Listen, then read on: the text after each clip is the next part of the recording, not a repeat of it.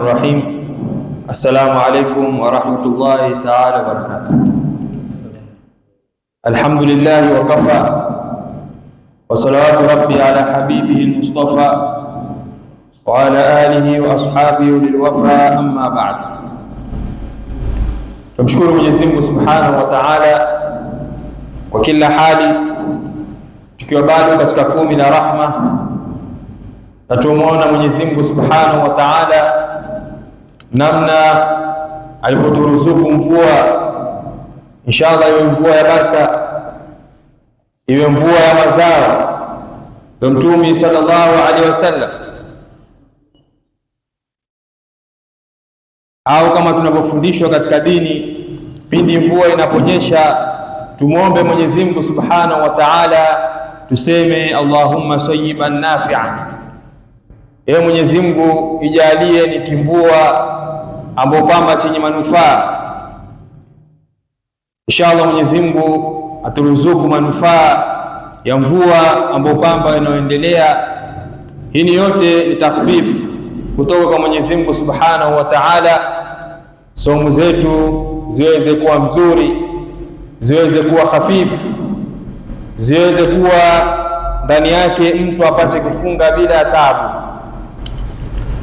Tukiendelea na darsa ambayo kwamba ilikuwa tumeanza jana, kueleza masala ya moyo, tukawa tueleze saumul qalbi, moyo kufunga. Tumesema kufunga ni kuweza kujizuia, na kuna mambo fulani ambayo kwamba yatakikana kwa kila mtu awe atakuwa mwenye kujizuia na yale mambo katika moyo wake. Tukaona ni bora tueleze sampuli za nyoyo au mioyo aliyotaja Mwenyezi Mungu Subhanahu wa Ta'ala katika Qur'ani. Tukasema imegawanyika, kuna qalbun salim na qalbun mayit au marid. Kuna moyo ambao kwamba uliosalimika na kuna moyo ambao kwamba ni mayit. Tukaanza kutaja anwa alqulub almahmuda, sampuli za nyoyo ambao kwamba zenye kushukuriwa.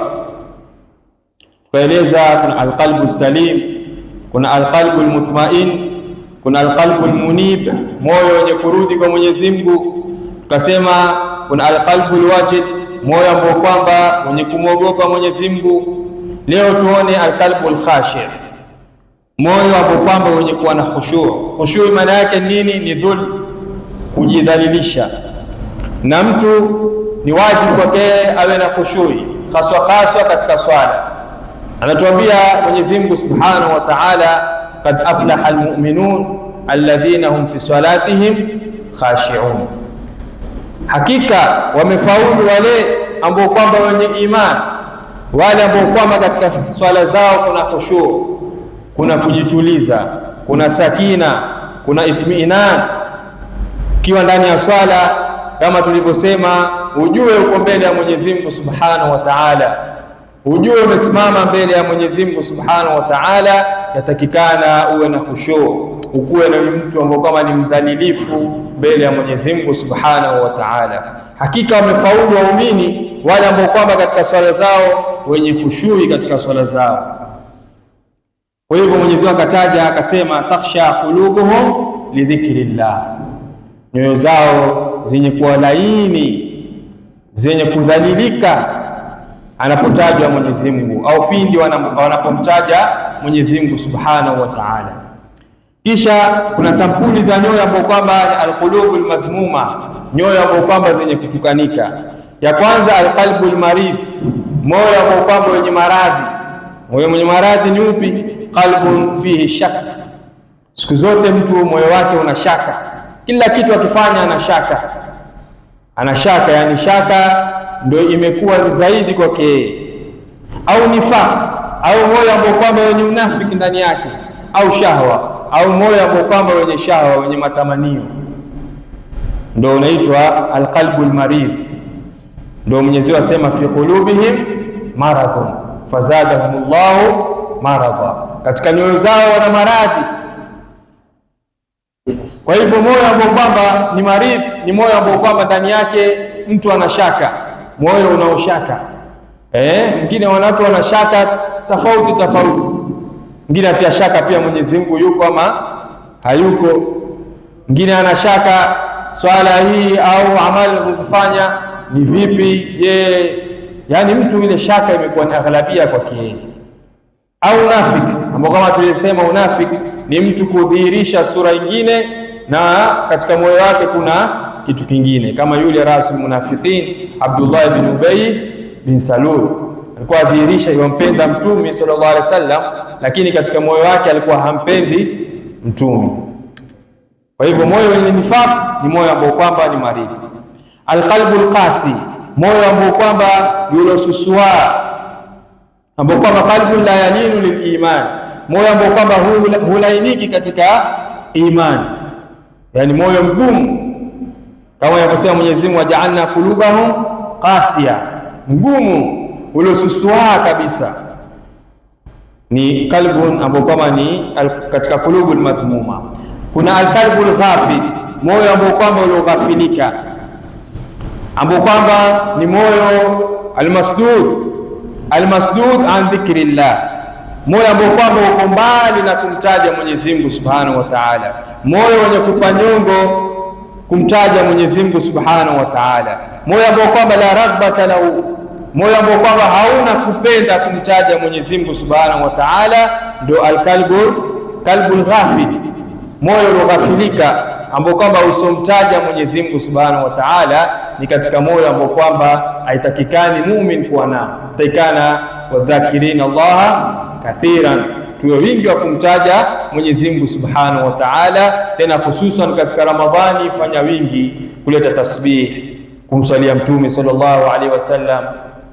Tasbih sitoke katika mkono wako, kila saa umtaje Mwenyezi Mungu Subhanahu wa Ta'ala. Kwa hivyo alqalbul ghafil, Mwenyezi Mungu asema wala tuti man aghfalna qalbahu an dhikrina, mtume ambaye usiwatii wale ambao kwamba walioghafilika, tuliwaghafilisha nyoyo zao na kututaja sisi.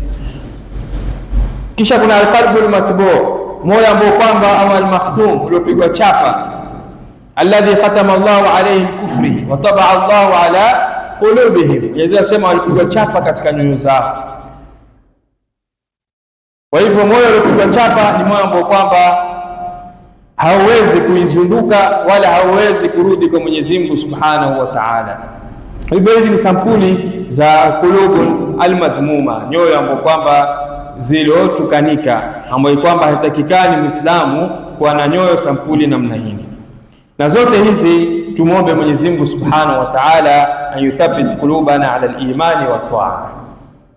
Mwenyezi Mungu atuthubutishe nyoyo zetu katika imani na katika toa. Kama tulivyosema, Mwenyezi Mungu Subhanahu wa Ta'ala yuangalia katika nyoyo zetu. Mwenyezi Mungu haangalii viwili vyetu, haangalii utajiri wetu na umaskini wetu. Mwenyezi Mungu Subhanahu wa Ta'ala yandhuru fi qulubina, Mwenyezi Mungu yuangalia katika nyoyo zetu. Kwa hivyo leo tutaingia kueleza saumul qalbi, kufunga kwa moyo. Kama tunavyoweza kujizuia na chakula, tunaweza kujizuia na kunwa, pia kuna mambo fulani kwa muumini lazima awe atajizuia na yale mambo. Asema alqalbul mu'min yasumu anil kibr, moyo wa muumini unafunga, unajizuia na kibri. Katika moyo wa muumini hakuna ndani yake kibri. Alkibru min batril haqqi wa ghamti nnas, kibri ni mtu kukataa haki na kudharau watu. Ataniambia nini yule, ataniambia kitu gani yule, hana cha kusema yule bana, mimi ndo mimi. Moyo ambao kwamba ulikuwa na kibri. Asema Mwenyezi Mungu Subhanahu wa Ta'ala, inna Allaha la yuhibbul mustakbirin, Mwenyezi Mungu Subhanahu wa Ta'ala hawapendi watu ambao kwamba wenye kibri. Na ni kibri ni sifa ambayo kwamba inaleta maafa makubwa katika amali za binadamu. Ni kitu ambacho kwamba chenye kuleta maafa makubwa katika amali zetu ambazo kwamba tunazifanya. Alhamdulillah, twaswali, walilahi alhamdu, twafunga, twasoma Qur'ani, wengine wanaobakikia wanaenda haji. Zote hizi ni amali ambazo kwamba kubwa, amali ambazo kwamba ni nzuri. Lakini kibri, kudharau watu, kujiona hakuna kama wewe, basi hapa inaleta maafa katika amali zetu. Atuambia Mtume sallallahu alaihi wasallam katika hadithi ambayo kwamba alieleza Mwenyezi Mungu Subhanahu wa Ta'ala aliumba mbingu 7 na akaweka katika kila mbingu malaika ambao kwamba yule malaika ni ambao kwamba ni bawaban alaiha, ni kama askari wa ile mbingu, na Mwenyezi Mungu akagawanisha zile mbingu zote 7. Kila malaika akampatia kazi yake, kila malaika akapewa kazi yake ambayo kwamba yoifanya. Kwa hivyo atuambia Mtume sallallahu alaihi wasallam katika hadithi, asema tatil hafadha bi'amali salih, atakuja huyu hawa malaika ambao kwamba wenye kuhifadhi amali ambao kwamba ni nzuri. Maana tulisema kila mwanadamu ana malaika wanemwandikia amali zake anazozifanya, la khairi na la shari. Kwa hivyo hawa watabeba zile amali nzuri, watakuja nazo, watapanda nazo, enda nazo kwa Mwenyezi Mungu Subhanahu wa Ta'ala, zile amali ambazo kwamba ni nzuri, min amali al-abdi. Asema wale malaika wanaenda wakizisifu zile amali, asema wataendelea kupanda ila samai thania, wataenda paka wingu wa pili. Wakifika katika wingu wa pili, wataambiwa ule malaika ambao kwamba aliwakilishwa katika ile mbingu ya pili, atasema kifu, ngojeni mwanzo, msiende na hiyo amali nzuri, amali ya swala, amali ya Qur'ani, amali ya saum, amali ambayo kwamba ni nzuri. Ataambiwa la, ngojeni, kifu, simameni kwanza hapo. Wadribu bihadha al-amal wajha sahibi, chukueni amali mpige nao mwenyewe katika usura yake, pige katika uso wake hiyo amali. Kwa nini? Ule malaika atasema ana malakul kibr, mimi ni malaika wa kibri, yani naangalia amali ambazo kwamba mtu alofanya mwenye kibri, ndio naangalia. Amarani rabbi an la ada amalahu yujawizu, Mwenyezi Mungu ameniamrisha nisiwache hii amali iweze kunipita. Amali ya nani? Amali ya mtu ambaye kwamba innahu kana yatakabbaru ala nnas, huyu mtu alikuwa na kibri, anajiona hakuna kama yeye, hakuna mtu mwenye kumwambia. Dole moja akasema, wewe ni nani? Alam takun nutfatan qadira, wewe mwanadamu ulikuwa ni nani? Haukuwa nutfatan qadira thumma tasiru jifatan muntina.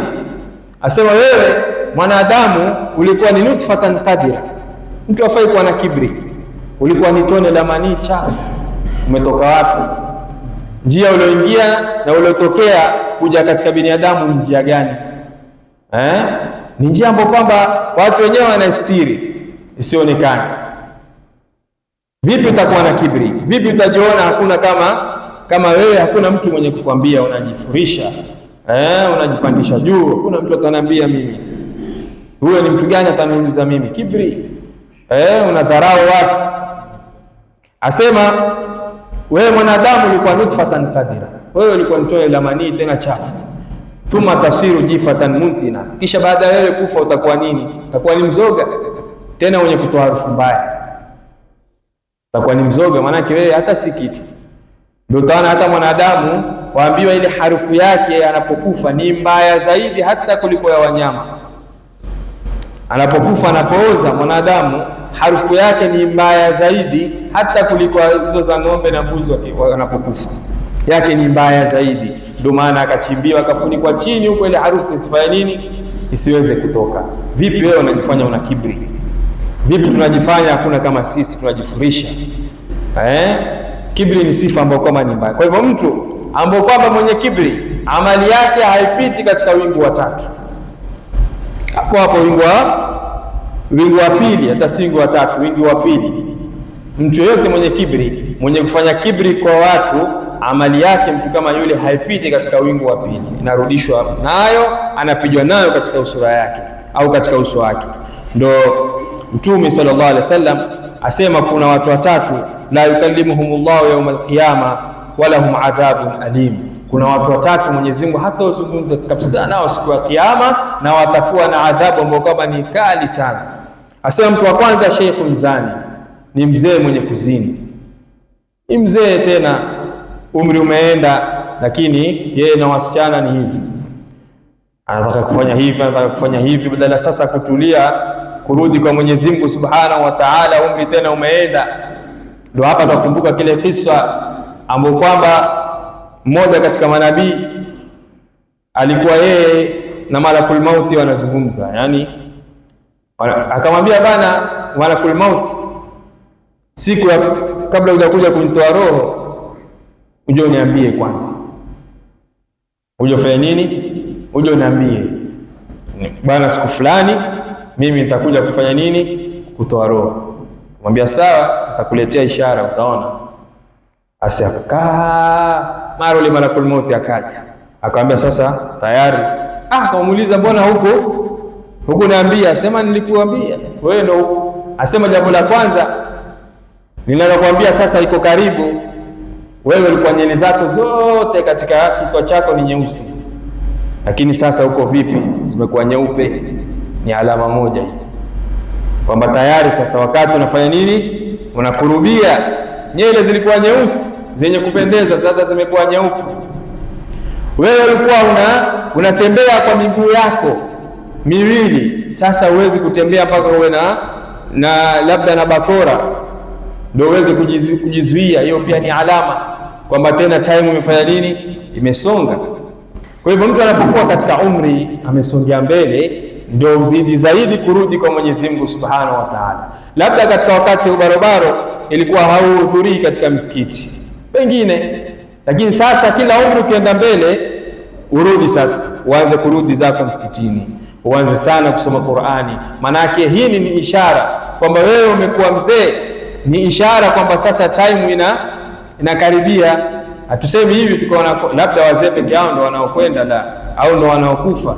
Hata barabara wanakufa, mauti haina time. Lakini ule uzee ni dalili kwamba time inafika, na kila umri ukienda mbele time inakaribia, inasonga mpaka mnapofika. Kwa hivyo kila tunavyoenda mbele katika umri wetu, tufanye wingi wa kurudi katika Mwenyezi Mungu Subhanahu wa Ta'ala. Mwaka jana ulikuwa na miaka 20, sasa ni 21, ushasonga mbele. Ulikuwa na 40, sasa ni 41. Waenda wapi? Tuenda katika kifo. Katika umri haurudi nyuma, unasonga mbele. Na kusonga mbele bi maana tuelekea katika makaburi yetu, katika mauti yetu. Kwa hivyo tufurahike kusonga mbele. Ndio Mtume sallam akasema ni furaha man twala umruhu wa hasuna amalu. Mtu aliyopewa umri mrefu na akawa na amali mzuri, basi furaha ni kwake. Kwa hivyo kuwa na umri mrefu sio ati ndio ufurahi, la, ufurahi kuwa na umri mrefu na umri ambao kwamba wenye kuwa na amali ambao kwamba ni mzuri. Kwa hivyo mtu mmoja ambao kwamba hataangaliwa na Mwenyezi Mungu kwa jito la rahma siku ya Kiyama ni sheikhun zani, mzee mwenye kuzini. Kisha wa malikun jai, na mwenye kumiliki au mfalme ambao kwamba ni mjeuri. Kwa basi wewe ndio bosi, watu wote wanatukana, wewe ndio bosi, utafanya utakavyo. Jeuri, huna mtu anaweza kukwambia kitu. Na tajiri tukisema sio lazima awe tajiri wa kampuni, au tukisema mwenye kumiliki si lazima amemiliki mambo makubwa, la. Hata wewe pale nyumbani, wale wafanyikazi, wewe ndio kiongozi wao, lazima uwe mpole kwa wao. Sio wewe ni mwenye kiburi na kujionyesha na jeuri. Kuna mtu anaweza kukwambia la. Mwenyezi Mungu Subhanahu wa Ta'ala hamwangalii mtu kama huyo. Kisha wa'ail mustakbir, na mtu ambaye kama ni fukara, hana kitu, lakini maadhalika yeye ni mutakabbir, ana kibri, hana kitu, hana chochote, kisha anaongeza juu yake nini? Kibri. Anakuwa yeye ni mutakabbir ambao kama ni mkubwa zaidi. La, haitakikani. Tunatakikana tuwe ni watu ambao kama wenye tawadhu maana yake nini? Mtu mwenye kunyenyekea, mtu ambaye kama ni mpole, mtu ambaye kama akiambiwa anasikia, mtu ambaye kama akielezwa anafahamu, majibu yake ambayo kama ni mazuri. Sio unajibu unavyotaka, unamtukana unayemtaka, la. Kwa hivyo moyo wa muumini ufunga kutokamana na kibri. Na Alimamu Al-Ghazali asema kila mtu mwenye kujiona nafsi yake kwamba yeye ni bora kuliko viumbe vya Mwenyezi Mungu, fahuwa mutakabbir, mtu huyo ni mwenye kibri. Ukijiona tu wewe ni bora, basi wewe ni mtu ambaye kama mwenye kibri. Ndio akaeleza hata asema ufai mtu kujiona wala kujifakhiri kwa mtu yeyote. Ikiwa wewe ni mzee, mfano, usimdharau yule mdogo, wala usiwe na kibri kwake, useme huyu atanambia nini mdogo. Nataka ujifikirie bana, ujifikirie kwamba huyu madhambi yake sio mengi kama mimi, ni mdogo wako katika umri. Mfano aseme huyu atanambia nini bana, mimi mwenyewe nimemshinda kwa umri huyu, mimi mwenyewe ni mkubwa wake, atanieleza nini? La, usiseme hivi, bali ujione wewe si kitu, kwa sababu yule labda ana miaka 20, wewe una miaka 40. Mfano, nani aliyofanya madhambi mengi? Mwenye miaka 40 toba, madhambi yake ni mengi. Ikiwa wewe ni mdogo, usimdharau yule mkubwa, wala usiwe na kibri kwake, useme huyu mkubwa huyu amemwabudu Mwenyezi Mungu kuliko mimi. Mimi nimemwabudu Mwenyezi Mungu, labda Ramadhani zangu ni 10, yeye sasa Ramadhani zake ni 20. Nani mbora?